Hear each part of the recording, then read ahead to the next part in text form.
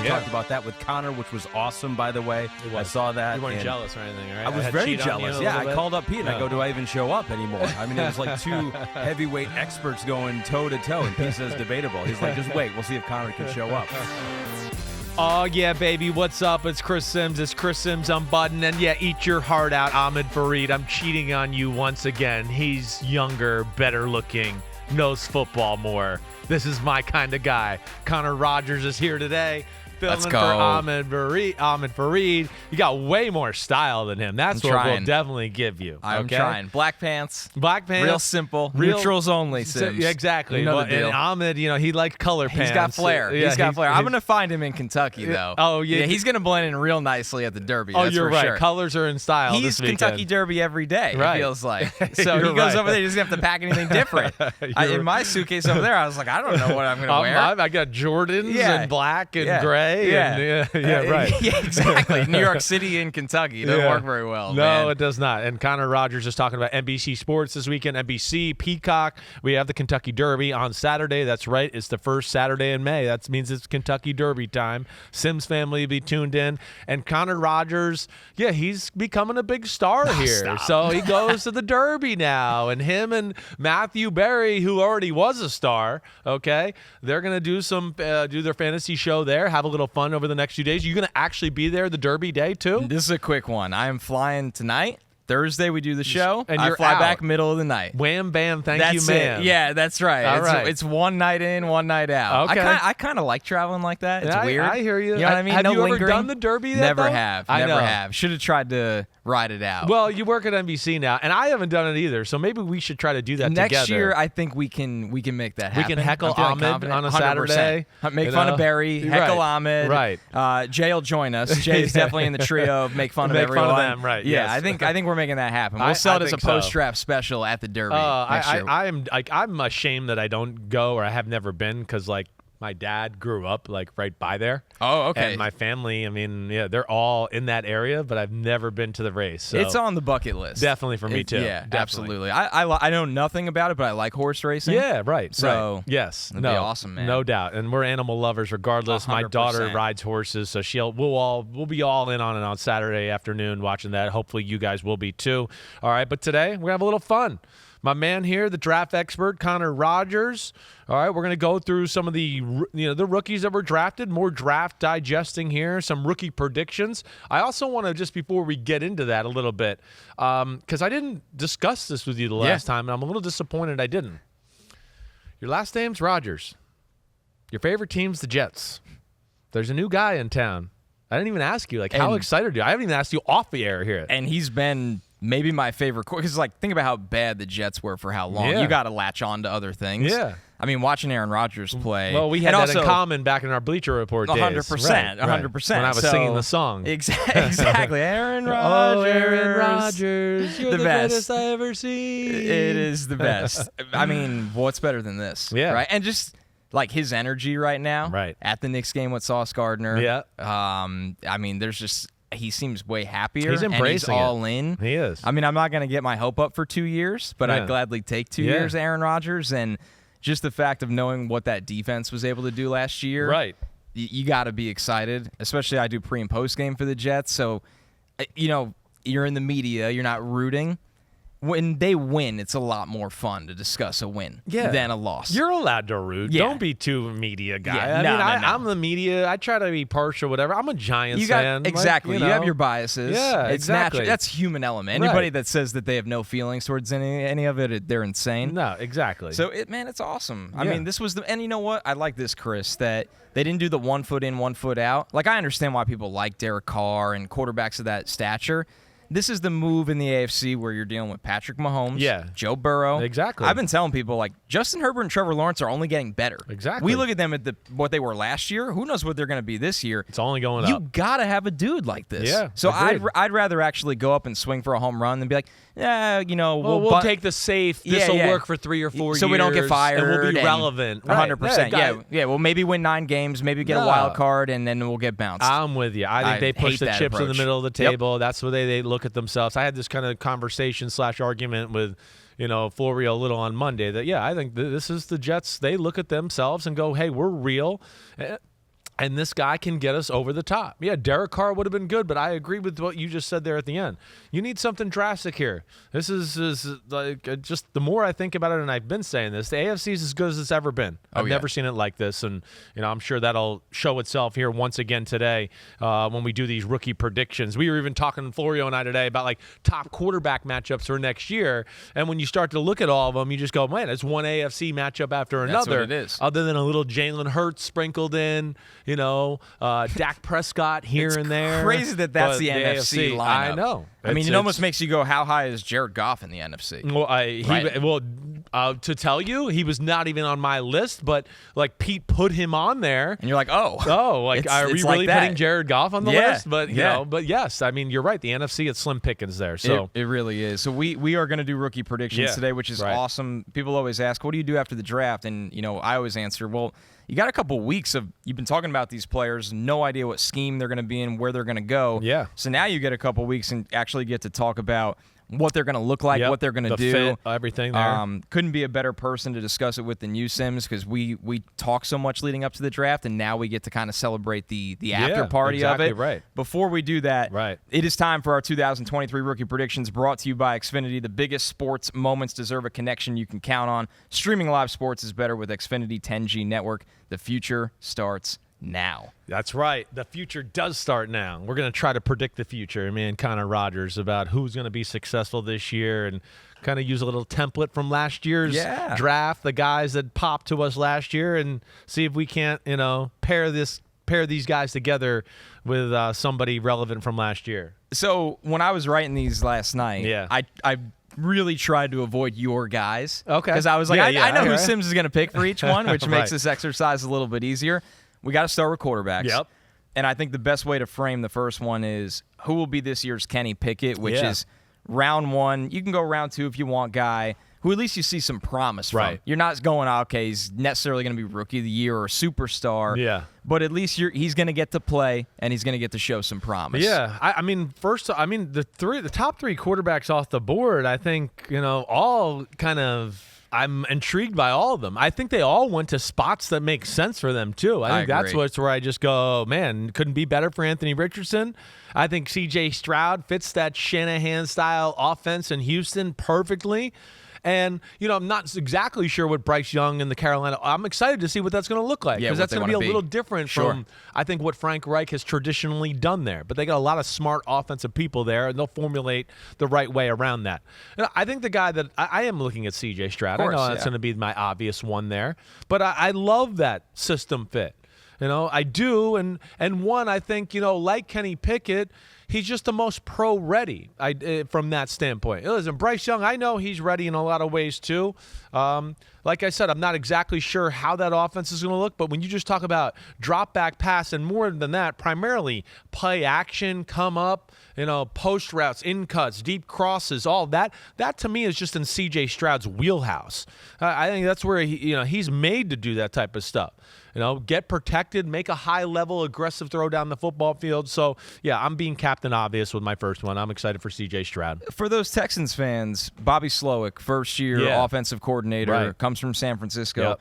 What are some of the things that you saw Brock Purdy succeed in that San Francisco offense that you think, C.J. Stroud can do that, but probably do it at a higher level? Exactly. I think it's the, again, one – the feel within the pocket, Purdy's good there. I love C.J. Stroud's feel within the pocket too. He's not as quick and as mobile as a Bryce Young, but he's got a great sixth sense, and that's one of the reasons I really loved him as far as feeling the pocket. And Shanahan's a guy that, he wants you to feel the pocket because he goes, wait, I've designed something downfield that's going to work. I want you to sit here and throw. I'm not looking for you to, I saw one piece of color flash and now I need to run and go scramble and make a play.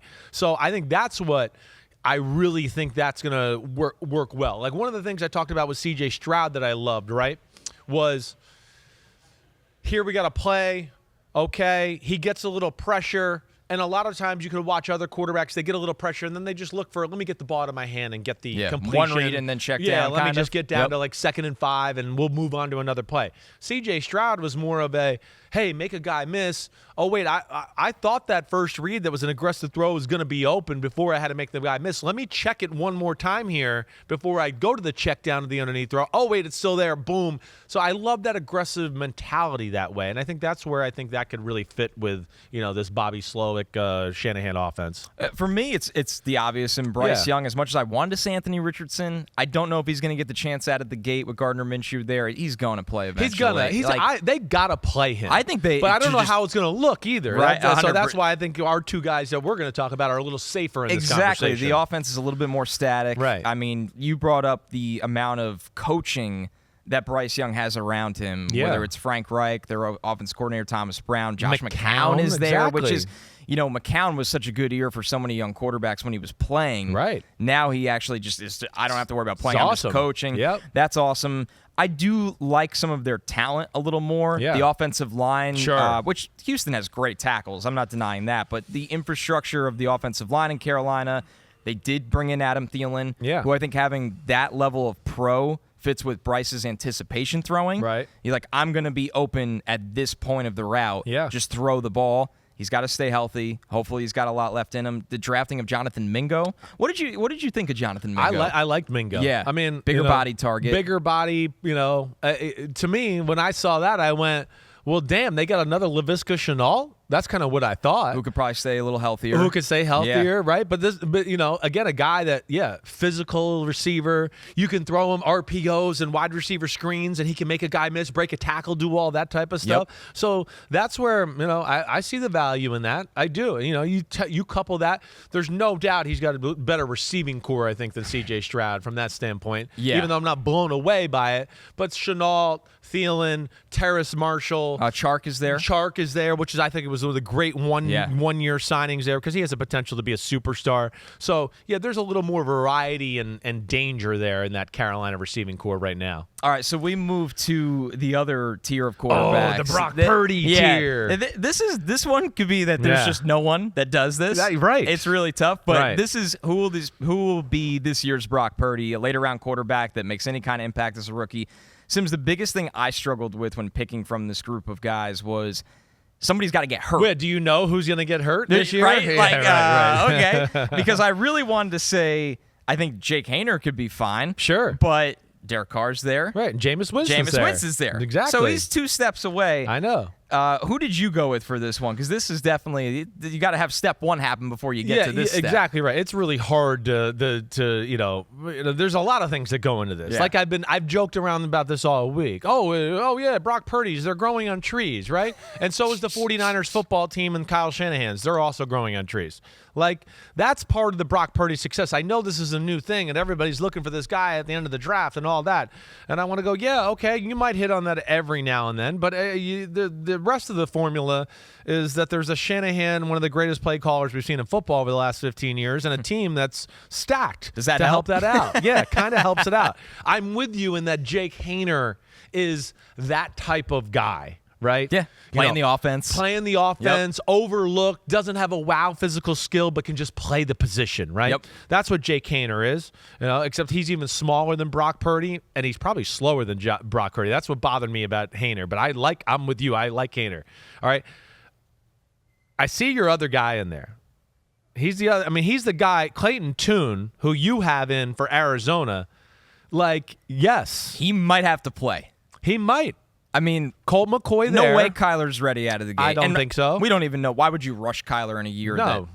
No explanation needed. Right. Colt McCoy hurt a lot. And has to play a lot. Exactly. There's a world where we get to Clayton Tune starting for the Cardinals this year. I don't think that's crazy. I don't. Clayton Tune, the other guy, the reason I would throw him in there, and he would be my pick if you had to choose any of these. You mentioned that, right?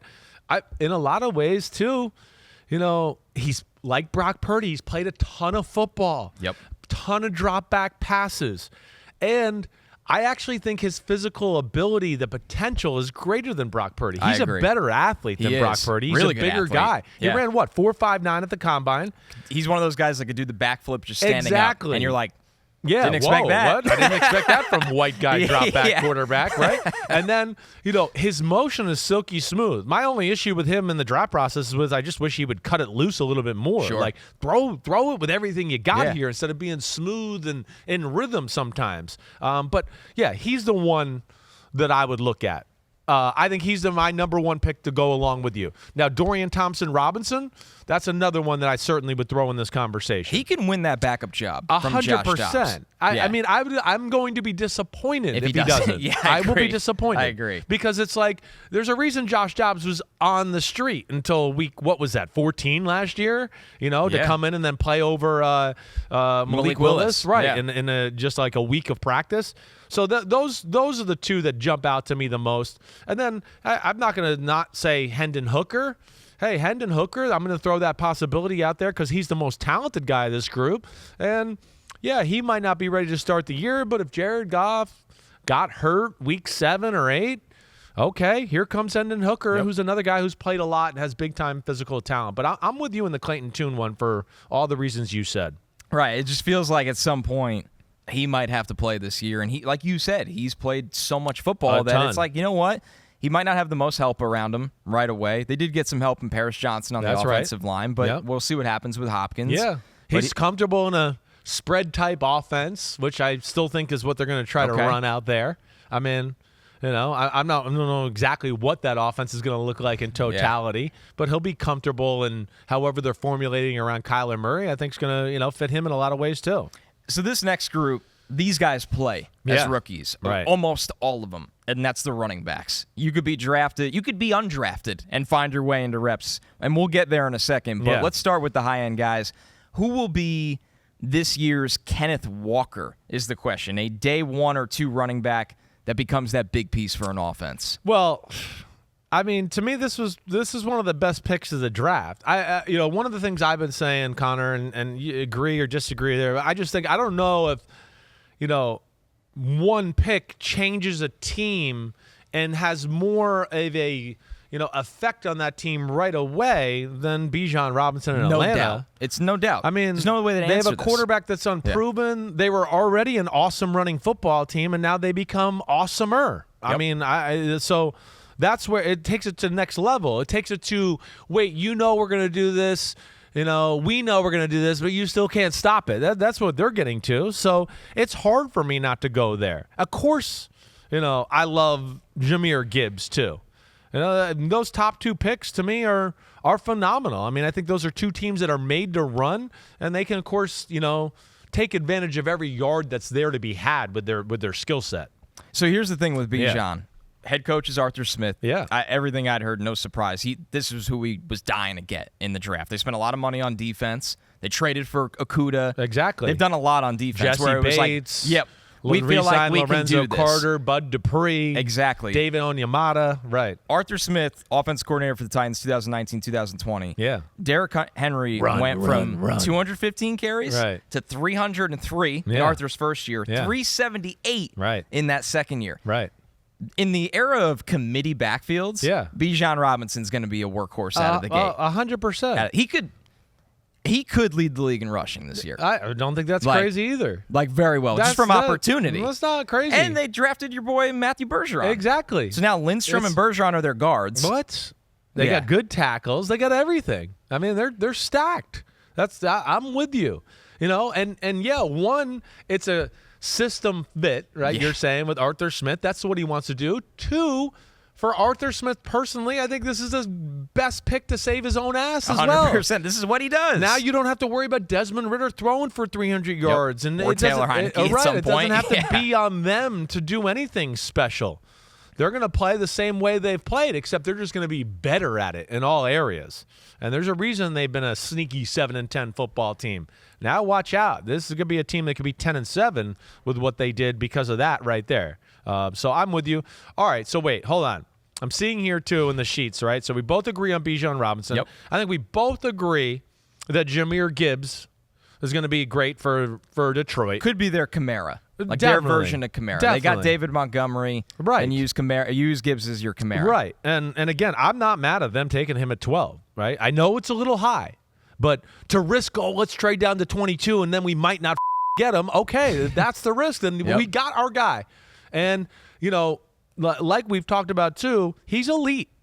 He was in my tier 1 with Bijan. I had him in the top 20 of this draft. So I would agree too. I mean, good player in a not so great where draft. He's got Bijan beat too is like he's more of a house call threat than Bijan. A screen at his own 20. If you said who's more likely to go 80 to the house from a screen on their own 20, I go, well, that's Jahmyr Gibbs for sure. Or take a toss sweep and go 80 around the edge. That's Jahmyr Gibbs. There's a tremendous value in that. So I love that.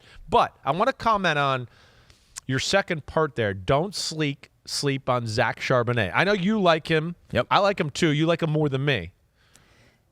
So I look at Kenneth Walker last year, who everyone loves, and I get it. Yeah.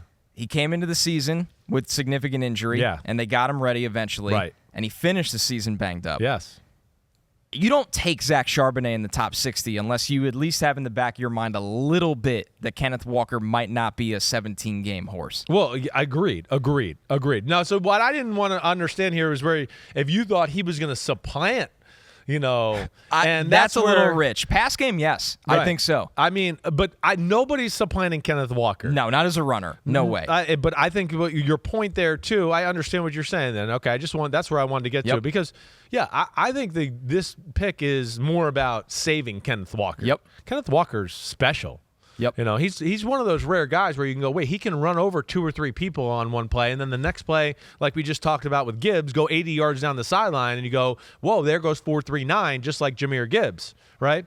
So all right. So I just wanted to clarify that because I think the world of Kenneth Walker is a runner. A great player. I think as a pure ball carrier, he's probably in the top 5 running back conversation for me. I think injury thing is definitely real. There's I no think doubt. for Seattle, then you get him fresh when you go into the playoffs. Yes. So, and imagine being on the field and first and second down, you have to tackle That's Kenneth what's Walker. Awesome. And then, third down. Or fourth quarter, you're like, damn, it's Zach Charbonnet time? Lovely. I agree. Yes. That's where I think the beauty of it is. That's where I love the pick. People are like, how do you too. take another running back? I'm like, do you watch the offense and what it wants to be? Exactly. It's Seattle. It's Pete Carroll, too. He believes in that. And then that's the right combination, too, of, oh, shit, we got to worry about Kenneth Walker. We got to worry about Zach Charbonnet. Oh, there goes DK over the top for 80. Oh, shit, I forgot about him there. It's the Tyler perfect, Lockett, Jackson Smith, and Jigba. It's the perfect combination. I'm with you there all the way. All right, so now this is where it gets a little more difficult. This is who will be this year's Tyler Allgeier, the late round running back. Feel bad for Tyler Allgeier now, by the way. He's just showing sidestep. It's all right. He'll still get his carries. Sure, but absolutely. It's not going to be like it was. Yep. The late round running back who becomes the lead running back on a team. Sims. Hey, wait, one more thing before you go there with the Allgeier thing. Yeah. Okay. I can very much see that too, becoming like a 49ers, McCaffrey, and Elijah Mitchell? Elijah Mitchell on the field at the same time. That's a good point. And then you go, oh, wait, no. Bijan's in the slot here. Because Bijan, like Jahmyr Gibbs, they can motion him out. They could be a big-time slot receiver if they really wanted to. There you go, oh, you thought we were going to run the ball? Oh, no, now you got a linebacker on Bijan in the slot? Oh, have fun with that. So I think that could be another way he gets in the lineup. I'm sorry to interrupt you there. No, please do. I love that point of if you motion Bijan out and take another defender away from the box, and then you run Allgeier north and south. You got that too. Exactly right. Who wants to you have advantages either way. They're going to pick your poison as far as that's concerned. That's a really good point out to just write off Allgeier. As we look at some of the running backs drafted between rounds 4 through 7 in this year's draft. I mean, this is a good group, Sims. That is. So the question is not really overall impact, more so who can become the lead running back. Who of this group? So opportunity matters here a lot. What of this group do you think is the guy that, hey, you could blink and all of a sudden he's the starter? You're saying the right thing. The opportunity is the real thing there, right? Where like, hey, I love Eric Gray in the 5th round from Oklahoma, but he ain't playing over Saquon. That's the problem, right? We have our Isiah Abanikanda from Pittsburgh, who's got some. Might have to play early. He might. I mean, they're not going to run Bryce Hall into the ground in September. Definitely not. And he's got some Bryce Hall home run hitting ability. 100%. You throw a flare or a toss sweep to this guy, he can do exactly what you saw Bryce Hall do. And Michael Carter and Bam Knight can't. No, they're going to break your ankles, but they're not going to do that. Exactly right. I hate this, but we're going to agree again here. I'm definitely this is the guy. I told Michael Smith this yesterday on his podcast. I think that Roschon Johnson has a chance to be in Chicago, and after about 2 weeks of practice, they go, he's our starting running back. Yeah, right. he's good. We're going with him. And then we talk about that offense, their improvements to the O-line, what they did with Justin Fields running the ball. Man, that could be a dangerous combination. And, yeah, I'm a big Roschon Johnson fan, and I also think it lines up with the opportunity like you explained. And when you look at what he's able to do in pass pro and the soft hands, I mean, you don't even have to take him off the field. No, you don't. As a rookie. Right. So you have the rushing element from Fields combined then with that power running of Roschon in a team that, like, there's good things about Khalil Herbert and Deontay Foreman, don't get me wrong. Yes. But fresh legs coming into a roster like Roschon Johnson, who literally fresh legs, wasn't even the starter at Texas. Got no wear and tear on him. He might look different. I agree. And everybody loves Khalil Herbert, but a guy that gets banged up. Yeah, exactly. I know. Yeah, and Deontay Foreman, I mean, there's a reason he was kind of out of the league for a little bit and all Exactly. that. He runs hard, he's physical, but he's not like going to be a game changer, type of running back. I think Roschon Johnson has that capability. So, all right, we're on the same page there. I don't know if I really saw another guy with huge opportunity. Now, I will say, I think Chase Brown is going to get some major play in Cincinnati. He should. Because I think, right away, he's we know Mixon's the man, but Chase Brown is, I think, at least the second most talented guy on that roster right away. And Sebastian P. Ryan played a lot last year. Exactly right. They obviously, they value that third down back and whatever you can do out of the backfield in those situations. Chase Brown, I would think, gets some run in all types of situations this year alongside Joe Mixon. And you have to have some questions about Mixon, right? I mean, every time they're asked about him, it's not the most glowing endorsement with the Bengals. They kind of do he's on the team. It's kind of like it felt like they were looking for something to kind of fall in their lap. And they were stringing it along. Nothing happened. So now they're like, hey, he's our running back, right? Yeah. Well, why would you guys think different? And it's like, nah, you guys were kind of hinting at there might be different there. Plus, we know he's getting to an age, and it's a little north of $10 million price, price tag here with the player altogether. But I think overall, it was the right thing for them to keep him. I will say that. They're in the window right now. Right. And it's hard. Joe Mixon, he might be, going towards the downslope of his career, but he's still really damn good. And they have an elite offense, something that makes you, change the way you play because of all the things they can do. So I would not have given him up for the $10 million charge this year. Certainly not. We'll find that out on June 2nd. Yeah, for sure, with Joe Mixon. The next one is a little deeper, but not exactly somebody that needs to be a key contributor at running back, but at least, or the lead guy, but can contribute to the offense. So the same group we're working from, but we're not looking at this player that needs to be a hero. It's who will be this year's Isiah Pacheco. Yep. And all right, so there's we hit on Chase Brown. I think he could fit that. Mm-hmm. He's not my pick.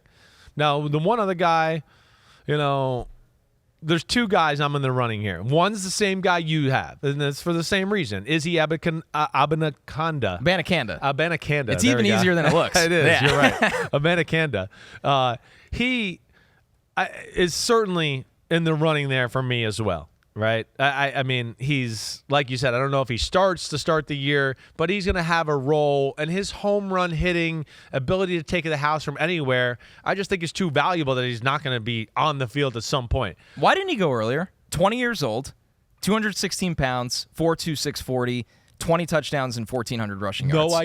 No idea. My only thing I would say, my only negative about him is I wish he ran harder and more aggressive. Agree. Right? There's not a lot of contact balance. There's definitely not. Yeah. And then there's a little bit of a few times where you go, wait, there's a hole there. You need to run through that and then put your head down and just see what happens. And he doesn't always do that. And I can see maybe teams being a little turned off by that.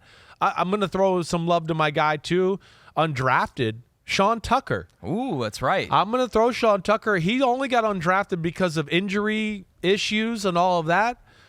I just think he's going to a place where, there's no guaranteed go-to running back there, right? I know they got the kid from who the hell is it? They have Chase Edmonds there with Rachaad White. Right, that's what I was saying. Rachaad White, right. They say all the right things about, but there's no guarantees this 1A running back. I'm not sold on that by any stretch of the imagination. So that I go to Sean Tucker not only because I like him, but I think the situation presents itself to kind of what we talked about. A few weeks go through OTAs and camp, and they go, damn, our undrafted guy, he's out here healthy, and he's maybe our best running back. And I could see that happening there in Tampa. All right, so we move to the wide receivers here, and you got to start with the premium. This is who will be this year's Garrett Wilson. Man. Round one guy. We labeled it as who becomes a team's wide receiver one. Right. My problem with this one, Chris, is these guys are blocked by wide receiver ones on their rosters across the board. Right. There's nobody that, there's nobody on this list in the first round where they just get to walk in the door and you go, they're number one. Yeah, 10 targets a game. Where last year with the Jets and Garrett Wilson, not that he was definitely the number one, but we all thought, well, he goes in there and kind of does what we think he's going to do. He will be the number one for sure. All of them, right? Drake London, Garrett Wilson, Treylon Burks, Chris Olave. Yes, they were all expected to be that guy. You're the guy now. Away. Yeah. These guys are added pieces to the puzzle or, adding a little more cream to the crop type of players where, it's hard to say. I mean, Jordan Addison's not going to be number one over our man Justin Jefferson. But I like his fit the best. You like his fit the best? I just think Jefferson commands so much attention. Sure. Kirk Cousins can play, and Addison is somebody that just gets open. That I look at the other guys, they are going to be fighting a lot for the ball. Yeah. Honestly. I don't disagree with that. I think Addison clearly walks in right away and is the number 2, or at least a high-end 2 that's equal to Osborne. And they know how to use guys like him, right? So that's where I get that. I don't love this pick by Minnesota. This is one of my least favorite first-round picks. I'm not a huge Jordan Addison fan. Is it the size? It's the size. It's lack of after-the-catch ability that kind of bothers me. I know. Now, listen, it doesn't matter as much for them. They want a route runner that's going to be able to read coverage and do things like that. Cooper Kupp-ish, right? So they see the value of that. But, he was not my favorite from that standpoint. All right, so then you get into, who's another guy that can maybe do it, right? I'm going to go Jackson Smith and Jigba here. Zay Flowers, is my favorite one. But, again, wow, there's a real pecking order there. Bateman's good, right? OBJ's good. Mark Andrews is really the number one guy there. And then you go into what way are they going to use Zay Flowers and all that? I don't know. I mean, he's a weapon. He's a slot receiver. He's a weapon. He's a speed demon on the outside, whatever there. So I'm not sure exactly where I want to go because none of them become a number one. But I'm going to go with Zay Flowers. I'll go with Zay. I'll go with Zay. You talked yourself into it. I'm going to go the weapon aspect. Well, bet on the guy that you think has the talent. That's all I'm When you don't do. know the answer, always bet on the guy that you view that's as the what I'm talent. going to do. I mean, Jackson Smith and Jigba, a little bit like you talked about with Addison, it's a great role for him too. And he is made for the slot. And now you got two guys on the outside that you got to worry about, and that opens up the field for him. But I guess it's the Zay Flower. I'm just going to go with the weapon aspect. And I don't know if he leads the team in catches. I'm not going to say that. But I think he gets a lot of touches one way or the other. And I think they're going to ride Zay in the weapon department. So we'll see where that goes. But I don't feel good about any of those as far as fitting that Garrett Wilson mold. Same. The next one's the same. The next one, Pete said it was a bad question from him. No, it was a good one. I think it's a good one to actually flush out. Right. Yes. It really is. Yeah, this one's a little bit more fun because this pool is wide open. Yes. And that's who will be this year's George Pickens, the round 2 or 3 wide receiver who immediately looks like he should have gone round 1. Yeah. And look at how long this list is. The NFL draft, I mean, the run on day 2 wide receivers is becoming a tradition in this league. Sims, I know you liked plenty of these guys as well. The question is, do you like where any of them went? Right. I mean, like Michael Wilson, I love Michael Wilson. Yeah. Without the injuries, he goes in the top 5 receivers I would in this draft. I would think so, right? So, I mean, I like that. And of course, he's going to be in Arizona, and they're going to throw the football and do all that. So that's going to work out well. Will he be their number 1 by the time camp ends? Well, I mean, okay, so Hollywood. I forgot Hollywood's there. The guy from Purdue. Rondell Moore. And I don't think anybody's going to trade for DeAndre Hopkins. And I think they will ride out the season with him, you I think they will. Okay, so no. Then the answer is no. Yeah, the answer is no. But either way, he's like Hopkins, and what he has over the other guys is he's got size element that, of course, Hollywood Brown and our man from Rondell Moore. I keep wanting to call him Ronaldo. They don't have. All right. I know I'm explaining this a little bit. I love Rashee Rice. Good fit. He's a good fit. They don't have that. He does. He replaces the Juju Smith-Schuster element.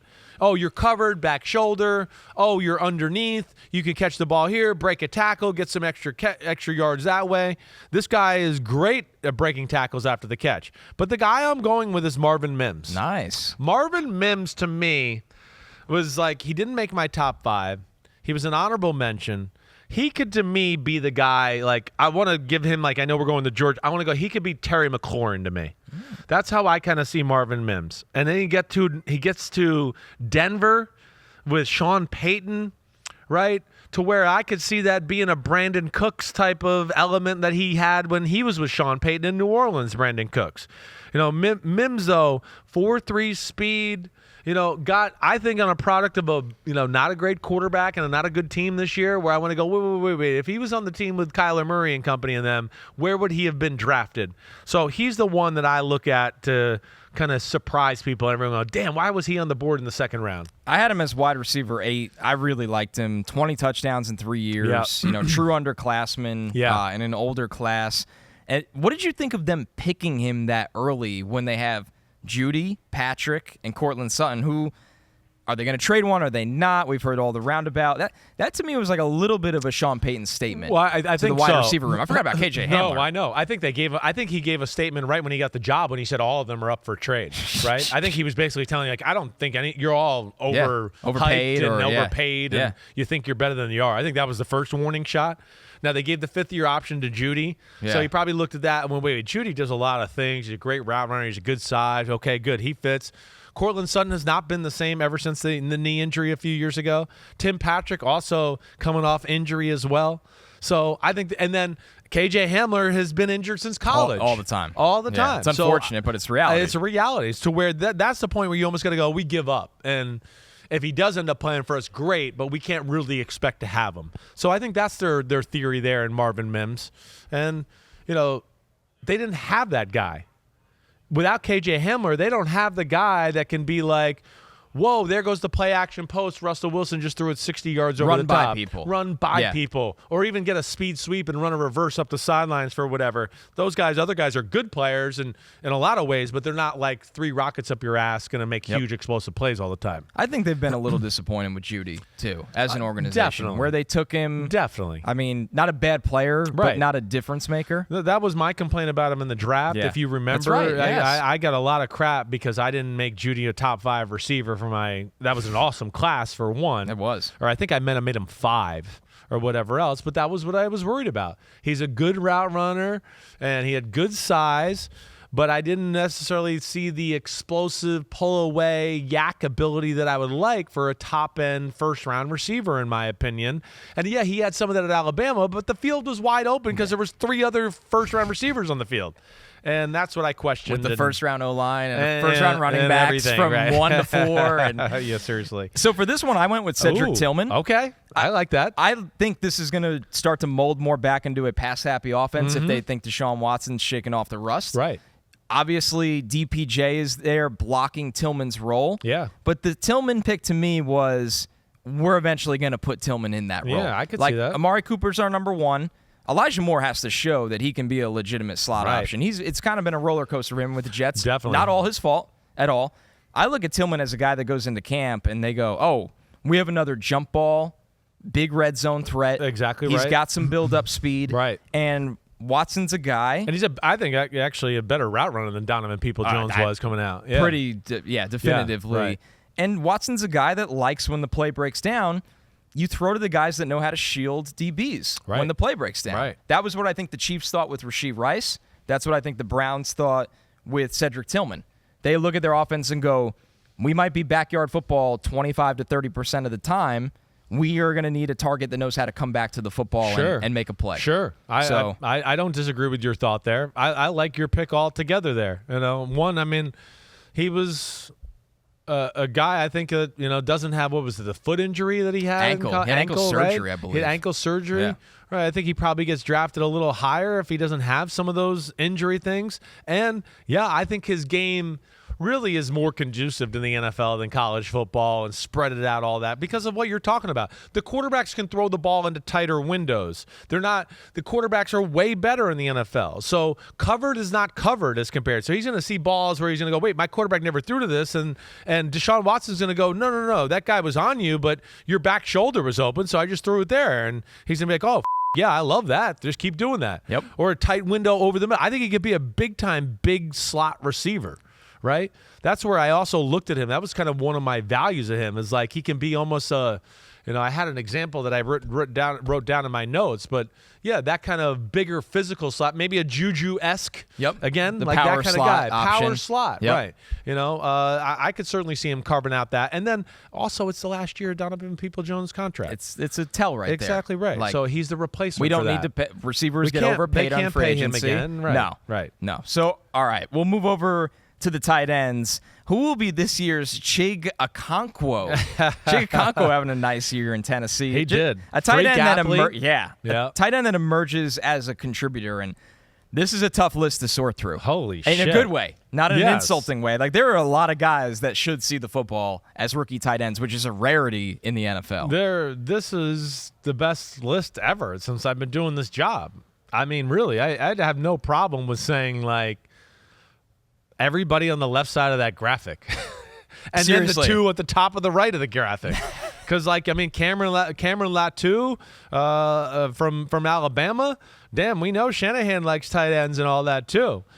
Josh Weil, we know Tennessee likes tight ends, him and too. Chig will play in the same sets. Exactly. And so when you break this down, all right, it's one of the first three. I was going to say, I feel like you're going to – number one, those first two are your guys. Yes. So I'm kind of fascinated. It's like picking between your children there. Well, even I should say one of the first four, I should say. Yep. And actually, I would take Brenton Strange out of that because I just think Evan Ingram is so the man there he's the man. Right? Strange is the blocker. Exactly. And he'll have to work his way into catching the ball and doing all that. But Kincaid, Laporta, and Mayer, are you kidding me? I know. They're going to be like starting on the field a ton, whatever. I mean, even if they don't start, they're going to be on the field a ton. I'm going to go with Michael Mayer. That's where I was thinking, too. I'm going to go there just because. Love the fit. It's the fit. Exactly. I mean, Josh McDaniels, New England, that rooted in Phil Simms and the Giants and Mark Bavaro and Zeke Moat and Howard Cross and all that. They believe in tight end play. They're big into that. Throwback tight end play. Throwback tight end. Yeah, physical, can block down and move a defensive end so we can run off the edge. Or play action pass. Oh, shit, you're in a bind because we got Mayer going down the middle and Devontae Adams is right underneath them. Who do you want to cover? Pick your poison. They're great at playing that off of each other, right? So that's where, I love Laporta. I like him more than Mayer. He's going to have a role there in Detroit for sure. And Dalton Kincaid, obviously a freak show as well. And to me, the most talented guy.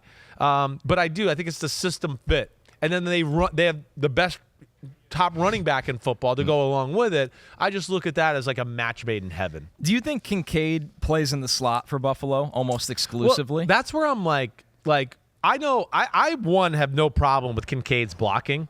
I think he, to me, showed enough to where I went, he gets with the NFL team and they start yelling at him a little bit. Yeah, he starts realizing, damn, we're watching the film as a whole team or an offense, and everybody's watching me not block somebody. That's when life changes for those guys, where they've been able to get away with it with B+ effort in that department in college, or nobody cared because they were like, hey, you're caught for 150 you're yards. the best player on our team. Right, we're not going to shit on your blocking. Exactly. We're going to split up in position groups so your tight end coach can tell you how shitty you were, but the rest of the team won't know. I want to know what that Buffalo offense is going to look like. Me too. That's where it's too tight. Are they going to finally go into the run game more here? Some of their moves have indicated that. It indicates it, right? You signed Damian Harris. Exactly. You drafted Osiris Torrance. Exactly. I mean, they scream to me a team that wants to maybe do a little bit more 12 personnel. I definitely. I would hope. I would think so. Yeah. And protect Josh Allen a little bit from himself. And there was that conversation when they got back in the building and he addressed that too. I got to think there's a little bit of a organizational overhaul philosophy and wait, we got to change our offense. It can't just be about Josh Allen making it happen all the time. We got to do something else to help him and make our team better. And I would think they're going to try to do like Gronk and Hernandez type of thing. You know, we're going to run the ball. We got a quarterback that can run the ball. You have to worry, bring some big people in the game. Oh, you're big people in the game? Oh, we're in the shotgun now. And now Knox and Kincaid are in the slot. And now you got big people in the game to stop our run game. I mean, I would love to see them go that route, and I'm hoping that's what happens for Josh Allen's sake for sure. The kind of seam runner that Kincaid can be in that offense just changes everything. I mean, his ability to get up the seam and make a play on the ball is going to make life easier for Josh Allen. Kincaid is like, route running, explosive Travis Kelce, but can break tackles more than Travis Kelce can as far as the pass game department is considered. And he's really freaking special that way. He is. I guess what I want to just see is, the only reason I obviously think he's the best one. I just got to see this fit in the offense like we're talking about, where I've seen the Raiders fit with tight end. His name was Gronk, and I have a bunch of other guys to go along with it throughout the history of New England and McDaniels and before that I know they know how to use the tight end. Let's take a look at the Offensive Rookie of the Year odds to put a bow on the offensive fits before we move to the defense here. No surprise, Bijan Robinson is at the top at plus 300. I believe he opened at plus 400, so clearly everybody's already kind of leaning that way. You move to the quarterbacks, of course, in Young and Stroud. Then you get Jackson Smith and Jigba at plus 700, Jahmyr Gibbs and Anthony Richardson both at plus 900. Sims, I feel like the Richardson one will move if he's named the starter. Got to. Right? I mean, and one, I'm one in here, like right now, if I have extra change there to our BetMGM, friends and anything, throw it on Anthony Richardson right now. Now, don't ruin your life or your bank account, but throw it, because I'm also, too, like, Anthony Richardson has to play. We can't let the guy who hasn't played and doesn't have enough experience sit on the bench and have no experience and not play again. That's why I love the fit for him there. I think it's just like, hey, we just start our Jalen Hurts offense and we go, right? Jahmyr Gibbs be the other one I'd say throw some extra couch change on. Are you kidding me? I mean, could I, like you just said with Bijan Robinson, could I see him like being top 2 in the league in rushing yards or yards from line of scrimmage? Yeah, the all-purpose yards will be big for him, for sure. So that's another one. And again, if he's that guy and Detroit goes to the playoffs and wins the NFC North, well, shit, he's going to be Rookie of the Year. I can tell you that. So those are, I know everybody wants to go quarterback, but Bijan, obviously the leader. But Gibbs, Richardson, and even Jackson Smith and Jigba, I could see tearing it up with some big plays and some stats just because of the situation and how he fits in there. So this is an award that truly doesn't have a trend. Like, it's not a quarterback award. When you look at it, Garrett Wilson and Jamar Chase are your last 2 winners, wide receivers. Before that, Herbert and Kyler Murray, quarterbacks. Okay. Before that, Barkley and Kamara, running backs. All right. So it's just wide open. Yeah. The voters, I mean, of course, if a quarterback has a great season, it kind of breaks the tie. But usually the good quarterback gets on a shit team coming out in rookie year, so it's hard to do that. Richardson's rushing and deep throwing make him so intriguing for that. Like the explosive plays, I think, will put him on the map as a rookie. Right. But you're right, he just has to play. If he plays, their defense is good. They manage it the right situation. That's what I mean. They could be sitting there, and we could be going, man, they're in the playoff conversation with Anthony Richardson. And then, he's going to win Rookie of the Year if that's the conversation. So we move over to the defense, very similar to what we did with the offense, looking for some repeats of last year. And we start with who will be this year's Aidan Hutchinson. And Pete wrote in the rundown, round 1 D lineman who the plays up. Yeah, that's what we do here after the playoff. Yeah. You know that. That started back at our day at Bleacher Report, right? Exactly. Get just a game wrecker. A lot of edge rushers taken early in this draft. Yes. Was there a certain pick that you thought was the clear cut? I mean, I think you and I are going to go on the same side for here. I mean, because the best player in the draft got picked at number 9, I mean, it's hard not to say Jalen Carter. Yep.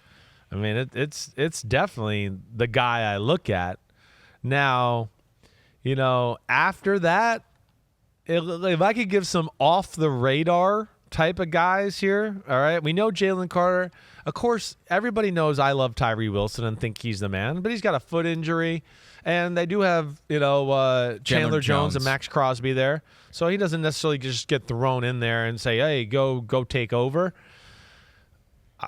I could see your guy Will McDonald and the Jets being way more disruptive than people think. This guy is not what everybody, I think, portrays him to be because of how he was played at Iowa State, where he played 3-4 defense end. It's ridiculous. At 240 pounds, he was head up, like playing like he was a 340-pound guy, right? Now he's going to be able, they're going to be like, hey, just right here, line up, and when the ball stops, just fly and just shit up. Yep. That's all we want you to do.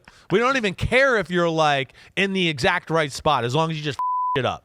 And I think he can do that. So if you made me go outside of Jalen Carter, I think Will McDonald would be probably that next guy I'd go to there. That's a fun pick because, if Aaron Rodgers has them playing with the lead, Saleh's going to throw McDonald on the field in the wide 9 and just say, I don't care about containing. I don't care about over-pursuing.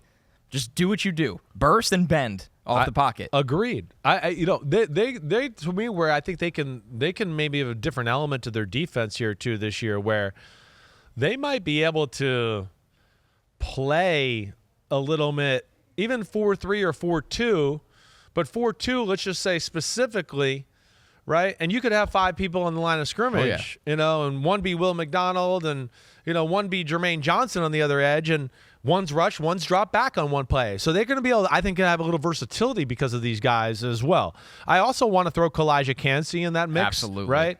They have a lot of big people on that D-line. They got a pretty good D-line there in Tampa Bay, to where he's not going to get doubled, and he's going to have the opportunity to be kind of a game wrecker there alongside Vita Vea, who will attract most of the double teams because he's that guy there. So, I think McDonald and Calijah Kancey are the ones that, jump out to me other than our main man, Jalen Carter. Kancey's a fun one because I remember when Bowles had Sheldon Richardson, he would play him all the way from shade nose to stand-up edge. Right, I know. And Kancey is athletic enough to do that. Definitely is. I know. I was, they're usually a size team. I was pretty surprised. I was surprised. I did not expect them to go Calijah Kancey. I think it's a good change. I think we already have enough of the big beef eaters. Right. We need some Tasmanian devils in the middle. Right. Disruptors, no doubt. Right. So we obviously both picked Jalen Carter for this in that unit. Yep. His talent, he should be able to absolutely feast as a rookie. This next one, though, is who will be this year's James Houston, a day 2 or 3 D lineman who shines as a situational pass rusher. Houston last year taking around 6. He didn't play the first 11 weeks of the year, and then he had 8 sacks. That's insane. In the Lions' final 7 games. It's like your guy on the Jets, Huff, almost. That smaller packaged, extremely explosive and crazy strong for his size type of guy, right? Truly situational pass rusher. Right. I liken them as like closers. They come out of the bullpen with the music on. And exactly it's like it's I have one job and it's time to slam the door. Exactly right. Yep. And there's value for those guys in the NFL. Now, all right. Well, there's 2 guys that fit the mold. I like your guy. I see you got here, B.J. Ojulari. Yep. I like that. He's going to get to play. It definitely is. 100%. He's got nice bend around the edge. I mean, there's some things about B.J. Ojulari, again, like I've said before, where I go, I like some of his pass rush stuff more than Will Anderson. Mm-hmm. And he was, again, part of the reason why I kept looking at Will Anderson going, wait, I don't understand the love affair with everybody, right? And then some of the guys I'm going to bring up here, I'm going to throw in for the same reason. My main pick here is going to be Byron Young with the Rams. Tennessee Byron Young. Yes, not the Alabama Byron Young, right? I was actually watching when the Byron Young Alabama got picked the other night when my dad was, and I was like, oh, wait till you see this guy come off the edge, Dad. This guy, then they he's show like, what are you talking about? He's like, this guy's huge, Christopher. And I was like, oh, I forgot about that Byron Young. Yeah. That's great.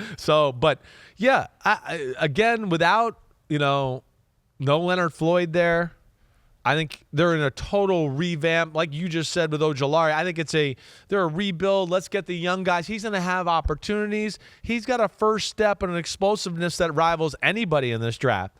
So I look at him to be that guy. The other guy I do love is Derek Hall from Auburn, Seattle second-round pick. Speed to power for days. Exactly. Yeah. I'm just not sure he gets on the field as quickly. Just because, they got Uchenna Nwosu there and some other guys that fit the mold. But year 2 of Boye Mafe. Exactly right. So there's other people there. I knew I was missing somebody else. But the Byron Young one, I think, sits in a spot where he can come in and play. I think so, too. And like you said, the kind of tester he was and a guy that's had a long road to get there. And it really is about being able to get on the field. That's bottom line. And I think they're going to invest in some of these young guys and develop them. And two, to like what you said with Will McDonald or Huff or James Houston, I think in a lot of ways too they'll use him that would make sense for him, and he's kind of a pass rush wide 9, could maybe be a Yannick Ngakoue type guy off the edge like that. Our next one is who will be this year's Quay Walker, an off-ball linebacker who just simply racks up the tackles. I went very chalk here and went Jack Campbell with the Lions. Yeah. He's going to start. He's a really, really sound player. Right. But I know you loved Deion Henley in this draft. I did. And I think, your logic's right. And again, I think that's why is everybody faulting? I saw some some of these so-called TV experts who shit on the Lions. I liked their draft a lot. They shit on the Lions during the weekend, and then it's like I feel like they heard a few smart people talk, and now they walked it all back. After thinking and hearing how stupid I was on the weekend, I'd like to now say the Lions did have a good draft. So Champ Bailey backpedal? So I can be good on TV, but also the social media doesn't get mad at me either. Oh, okay. I hate that shit. It is. That's the world we live in. It is. React as loud and crazy as you can, and let it blow up. And then say I didn't really react, and I've rethought, and why can't I be sensible? And be sensible from the start. I know we're not always going to be right. All right, so I do like my man there. Your guy is, I think, a pretty obvious choice because of the situation there. And I think that's why they overdrafted him. They were like, we need somebody now that can play and is pro ready. And Iowa linebackers are always ready for pro football. Iowa players are usually ready for pro football in general. My Deion Henley, I want to say him, to give something different. But I do say with the Chargers, they got a lot of people at that position right now. Kenneth Murray is still there. They did sign Eric Hendricks. Right. So when I look at those two things, I go, I don't know if I can guarantee he's going to be on the field right away, to your point. Right. I think he's ultimately the guy that replaces Kenneth Murray, and that's why they drafted him. A 2-year pick instead of a now pick. Exactly. Right. Maybe a nickel backer this year, dime backer. Exactly. Dime something backer, like that. Maybe take some of the Drew Tranquil stuff that's away a good call. too. Right. Yes. So he could be that guy, and of course Kenneth Murray had injuries, so that he's also an insurance policy that way. But to go different than you. And just at least Jack Campbell, because I think that is the obvious. So the other one I'm going to throw out there is Dorian Williams from Tulane. I loved him. I did in too. This draft. He's a good player. I wish I would have talked about him more when I did linebackers, because he was a guy that I thought about maybe throwing in my top 5, and I kind of just had him on the outside. But they need linebackers, right? They need it. They lost a pretty damn good one. Right. And to me, he's a guy that is ready to go. I could see him getting in the starting lineup early on in the year. That would make sense. And Milano's play style is incredible to watch, but he's going to be kamikaze. He's a smaller guy. He's going to be banged up. Right. My Dorian Williams story is when I was at the Combine, walking around, everyone's got the big podiums, and they had him at a table in the corner by himself. Oh, I remember I walked over, Yeah. I'm like, what the hell are you doing over here, man? Like, he is such a talented player, and that was a savvy pick for I think Buffalo. he really is. He is a savvy player. He's got good feel, fights through the trash he well. can cover. Right? I know. Can do it all. Yeah. The other one I want to just, we didn't get to talk about this, but I thought this was a really good pick too. I didn't get to talk about it on Monday. Trenton Simpson to Baltimore. I'd love that pick there. They're done with Patrick Queen. This will be the last year. So like Deion Henley, I think it's for 2 years down the road. But with some of the people they got up front and the size, they want guys that can run sideline to sideline. Here's a gap, go run through it, make the tackle, and have a little coverage ability. And to me, that's what he's made for. I thought that was a great pick by them. I had him in the top 40, and they got him in the 3rd round. With the caveat, I was like, this guy was played out of position his last year at Clemson. Right. You don't sit his ass in the middle of the field and let guards and everyone climb to him. Yeah, right, You sure. got to let him run. Yeah. You got to let him run freely, and Baltimore should be able to grant him they should. that freedom. Yep. The next one is who will be this year's Sauce Gardner. Tough peak to make it to after what we saw from Sauce. But around 1 or 2 cornerback who simply shines as a starter, and man, was this corner class good. I think the clear-cut answer is Devon Witherspoon. Right. So I answered this of who besides Devon Witherspoon. Sure. I get you there. Yeah. I mean, Gonzalez to the Patriots is like, it's amazing. Yeah. And, I mean, they were probably shocked. I'm guessing they were. After moving back and him still sitting there, size, athleticism, length. No doubt. A very Patriot demeanor of like, Never too high, never too low. Right. Gonzalez was my pick for this one just because I thought his talent far outweighed where he went ultimately. I hear you. Yeah, it's I mean, and two, we know they like their island corners, and they're going to put some pressure on them right away. Man, it is a good class, and I think there's a lot of like good fits. Like, even though I didn't love Emmanuel Forbes, I think him and Washington, they play a lot of zone. They get a good pass rush, and then you got a guy in the back end who's, fast, long, playing zones and got unbelievable ball skills. That's that makes trick. sense, even though he's not my favorite there. Same. Right? Man, Cam Smith and with Miami, them getting him, I thought that was unbelievable. It's a lot to sort through. I thought Cam Smith went way too late. I thought outside the top 50 was just insane. I did too. I mean, Cam Smith would have been like next up for me. I liked Cam Smith actually more than I liked Emmanuel Forbes. It wasn't close for me. I mean, but it was about 20 to 25 spots higher. I think what Cam Smith got hurt by is how he was played at South Carolina. That's fair. Where he had to play. He started the year playing corner, and then I don't know what happened, but then they moved him to slot and put him in the spot where it's just like, wow, we're just going to make him, like, put him in the toughest spot on the field every play. Like, he just cover 0 against the slot receiver every play. Like, no one's going to ever help the guy.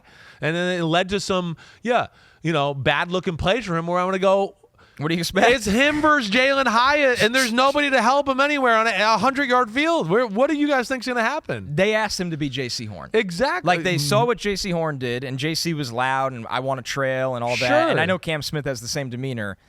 That's very difficult to do in the college game. It's crazy. I think they it's even made it borderline harder crazy. on him than they did J.C. so Horn too. just because of all the slot stuff he was doing there.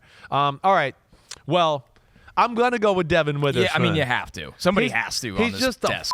Man, he's awesome. And he's with a bunch of crazy people up in Seattle in the secondary and the coaching staff and everywhere up there that it just fits. Yeah, so I'm going Devon Witherspoon. But, man, let me just tell you, I love Deonte Banks, the Wink Martindale, and the Giants, and I love DJ Turner. I mean, the Bengals, they're secretly getting like the fastest secondary in football here. Starter is what they drafted. Holy crap. I mean, it's impressive. It is impressive. I mean, so I'm going with Devon. He's the man. But my man at the bottom there, DJ Turner, and now with, Cam Taylor, Britt, Mike Hilton, Dax Hill. Yeah. I mean, you just talk about that secondary. That's scary. Yeah, there's a lot of good corners in this class, like you said. There really was, and that's why we have our next one is who will be this year's Tariq Woolen, a late-round cornerback who really surprises everybody. For this one, I went with a guy that it's a little hard to project his health. It sounds like he's going to be ready for camp, but I went with Garrett Williams to the Cardinals in round 3. The ball skills at Syracuse, the movement skills, I understand he's coming back from that torn ACL, but if Garrett Williams doesn't tear that ACL, he probably goes top 50 in this draft, to be honest with you. Probably. Or at least like in that DJ Turner around 60. He's impressive. And he gets to – the theme of the show is he gets to play. He should get to play. I hear you there. I do. He was a guy I gave a little love to when we talked about the Cardinals and Monty Austin-Ford a little on Monday. I don't know if I did it on the pod or PFT, but, yeah, I'm with you and Garrett Williams. I really do like him. This is I think here, right, there's I loved Keely Ringo to, Philadelphia. I was a fan of him. I liked Jay Ward to Minnesota, right? Now, the one I'm going to go with here, and I don't know exactly how he's going to be used yet. Maybe I'm wrong here, and I'm trying to pull it up here that I get this right. I'm just going to pull it up this way because they have his position different. But is Chris Smith on the Raiders? All right. Loved that trade up at 170. I do too. I mean, I loved it, and I was a little surprised he was still on the board there. Should not have been there. I don't know why or what the reasoning was there, but and again, he's a little bit maybe not for the sake of this. Like he's not a typical corner. Yeah. I don't know if he's a free safety nickel type of guy. Exactly. That's who he is. There was a lot of guys like that. A lot of guys where they're like a safety, but they do cover a lot in one-on-one. Right, and yeah. I could see him being that tackling, aggressive, kamikaze, nickel type player on most downs who, now we're in the base defense, one of 12 plays the whole game, and now he moves to free safety, right? So that was one that I really liked. I'm guessing the 40 time hurt him, that he ran a 4.6, right? All the safeties ran bad. I know. Brian Branch did the same thing. And he doesn't play that slow. No. He plays faster than that. His acceleration is what really jumped out to me, let alone his kamikaze style of play, which I love, and physicality and tackling. So he's the one I'll go with there, Connor. So we move to the safety class as a whole, the true safeties, and the question is, who will be this year's Jaquan Brisker, somebody that is immediately a reliable starting safety, which in this class, a little tougher to find. This was a weaker safety year, especially at the top. Yeah. I think there's some ones, though, that I think, again, it's like, are they going to be safeties? Are they going to be awesome nickels? Big nickel guys. Right? Yeah. Like Chauncey Gardner-Johnson. Yeah, he's a safety, but he's also one of the best nickels in football. So I don't know what you want to call him. That might be Quan Martin, who went to the Commanders. Well, you know, yeah, I like it. I know you do. Illinois, Yes, I'm all in on those. Oh, my gosh. I wish somebody would have told me last year. Do you know they have a D tackle that's going to be a top 20 pick next year? Holy crap. They were loaded from front to back. I just can't get over it. I had such a man crush by the end of the draft on the Illinois defense and secondary. Could watch them all day. It's amazing. I mean, Sidney Brown yeah. to Illinois. I mean, to Philadelphia. I mean, he's going to be the Chauncey Gardner replacement. He is. I'm going to go with Jatavius Martin. I am. I love Brian Branch in Detroit. He's a similar guy, nickel type guy, right?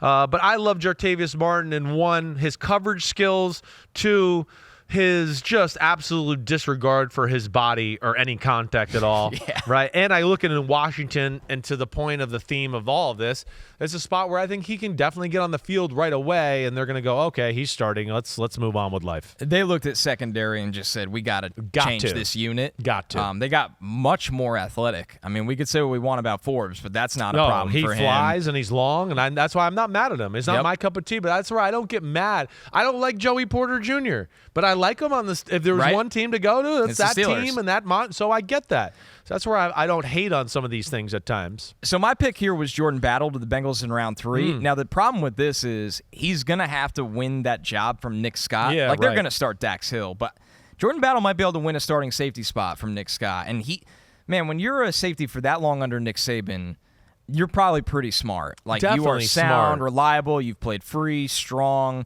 all over the place. That's good where tackler. I think he could really be on the field too. Third safety, big dime, big nickel, whatever like that. Where it's like, hey, it's 2nd and 9. We think they're going to throw, but they could still run. They could still run, and we need a guy down there that's got a little size and tackling ability. And that's where Jordan Battle, I think, would come in really handy with them. So we close out the defense looking at the defensive rookie of the year odds, and this group pretty wide open. I mean, there's a lot of value plays. Of course, the top starts with Will Anderson for Houston at plus 350, and then after that, Sims, are you surprised Jalen Carter is at plus 800? That is very, very low. Do they think he's just not going to play enough? That's what I took it as. Like, he might not start. He's going to be part of the rotation. So he won't get those chances to get the sacks and the numbers and all that.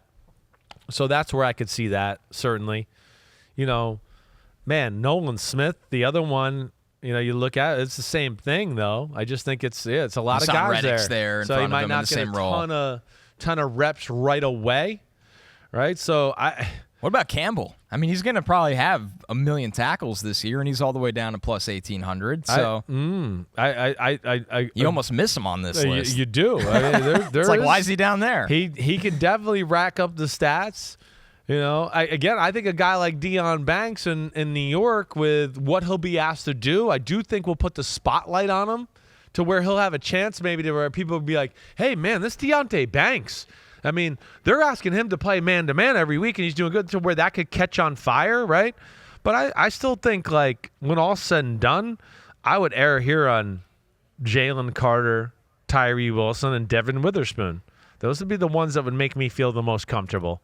Yeah. I know Will Anderson, again, I'm a little hater on the Will Anderson thing. I understand that. But he's certainly going to have his opportunities coming off the edge in Houston. I think on the flip side, though, to your point, why would you not focus your attention on blocking Will Anderson. Like, he's not going to a great defense right away. Absolutely. And there's nobody on their D-line that you would go, we have to worry about him. If he has a hot start. You're right. He might be the most marked. It's a great point by you. He might be the marked man right off the bat, which actually hurts him. Right. Our last couple defensive rookies. Anybody there that you like? Anybody? I like the value on Campbell at plus 1,800. Yeah. That's my super, super long shot. Right. But I always do what you do with this, and I did this with Sauce last year. You go with the most talent. The most talent's Devon Witherspoon to me in that spot. If Jalen Carter is not going to get enough opportunity, Will Anderson is going to have a problem of being the guy already on that defense. Right. Witherspoon's just too good. Yeah. And Seattle's going to be good. Seattle's going to be good. I agree. And where I could think he could, hey, like you said, stats, highlights, things like that are what get you to be rookie loud. of the year. It matters. Like, people gravitated to Sauce, and Sauce isn't necessarily loud, but he's got flash. He's got flash. He's got flair. He's loud without talking. Yes. That's where Sauce has got an amazing ability. Yeah, the cheesehead moment. Exactly. Of course. Exactly. Witherspoon. Right. Getting the playoffs is easier now. Yes. As he said last week. Yes. Incredible quote. Oh, man. He has not been riding with the Jets that long, clearly. So the last couple winners here, Sauce Gardner, of course, last year. Micah Parsons the year before that. Chase Young, Nick Bosa, and Shaq Leonard. So an award that probably benefits you to be playing in the front seven. Yep. Front seven. Corner, Marshawn Lattimore and Sauce Gardner in the last couple of years, you could have a good corner season and win this award. Definitely. I think it's everybody notices a good corner now. It was as much throwing as we have, as many great receivers as we have. You don't actually have the stats at corner.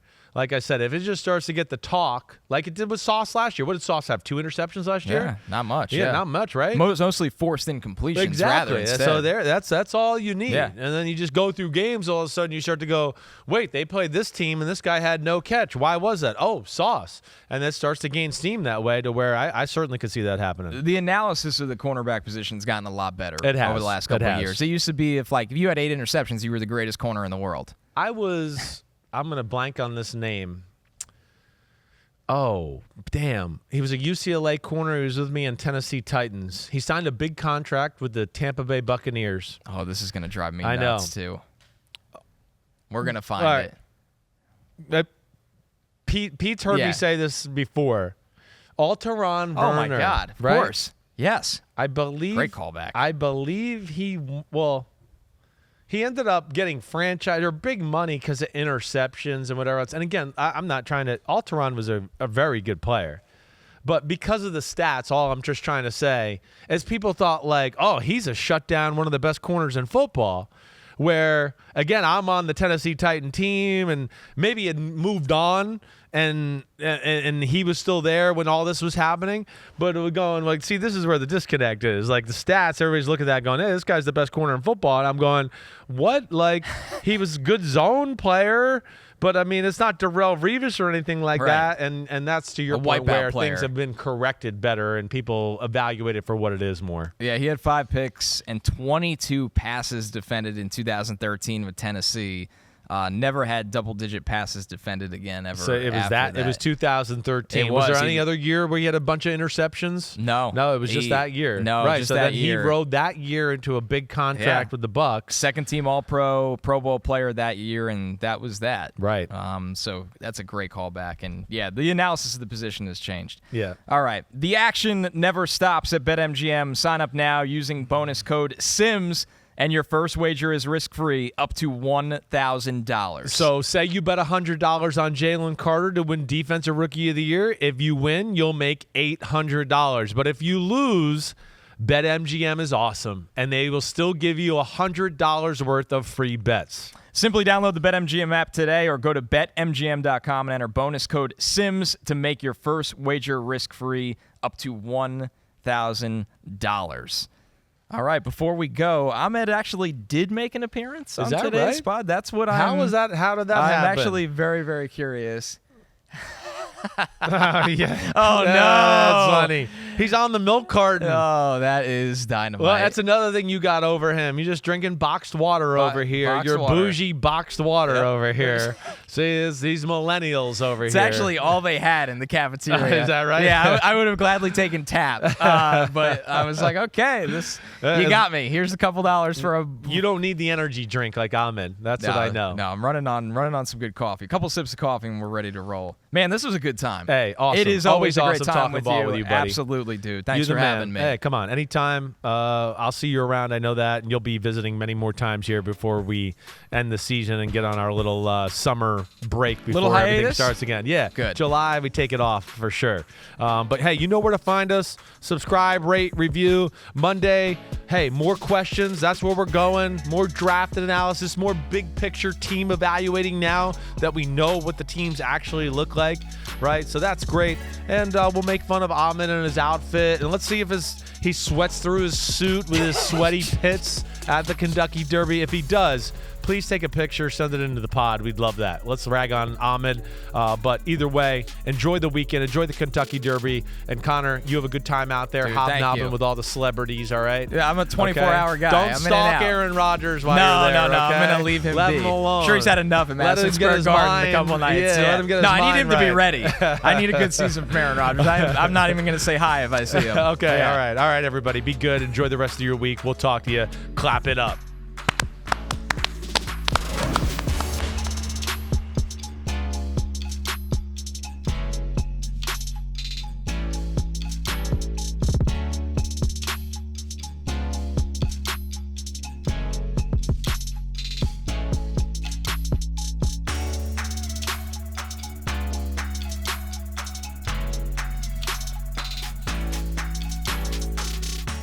Yo, thanks for watching, homies. It's the off season, but you know there's no off season for us here at Unbuttoned.